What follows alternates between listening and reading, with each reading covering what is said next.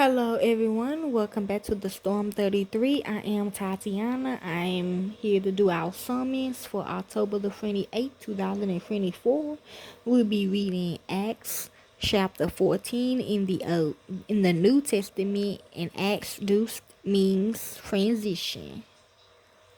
In Iconium, they entered together into the Jewish synagogue, and so spoke that a great multitude, both of Jews and of Greeks, believed. But the disbelieving Jews stirred up and embittered the souls of the Gentiles against the brothers. Therefore they stayed there a long time, speaking boldly in the Lord, who testified to the word of his grace, granting signs and wonders to be done by their hands.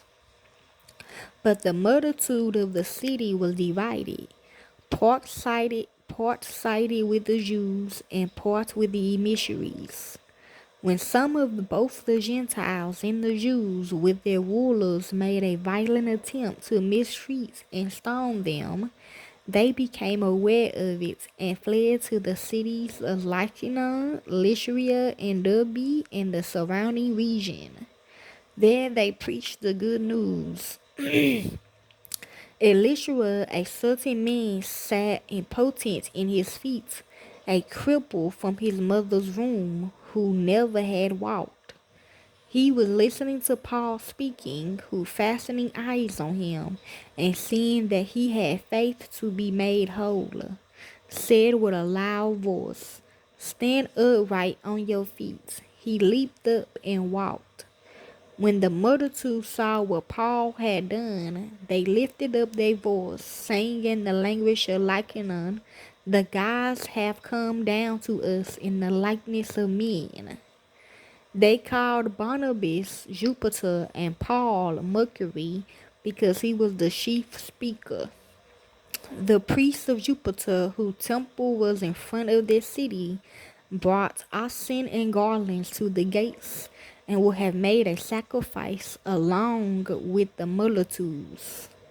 But when the emissaries, Barnabas and Paul, heard of it, they tore their clothes and sprang into the multitude, crying out, "Men, why are you doing these things?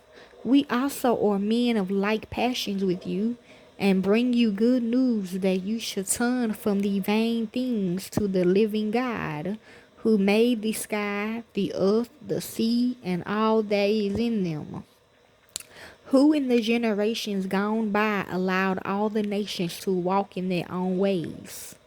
Yet he didn't leave himself without witness. In that he did good and gave you rains from the sky and fruitful seasons, filling our hearts with food and gladness." Even saying these things, they hardly stopped the multitudes from making a sacrifice to them. But some Jews from Antioch and Iconium came there, and having persuaded the multitudes, they stoned Paul and dragged him out of the city, supposing that he was dead. But as the disciples stood around him, he rose up and entered into the city. On the next day he went out with Barnabas to Derbe. When they had preached the good news to that city and had made many disciples, they returned to Lycia, Iconium, and Antioch, strengthening the souls of the disciples, exhorting them to continue in the faith, and that through many afflictions we must enter into God's kingdom.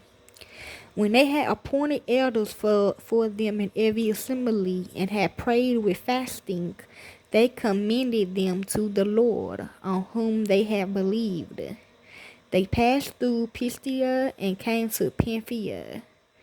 When they had spoken the word of Perga, they went down to Attalia. From there they sailed to Antioch, from where they had been committed to the grace of God for the work which they had fulfilled.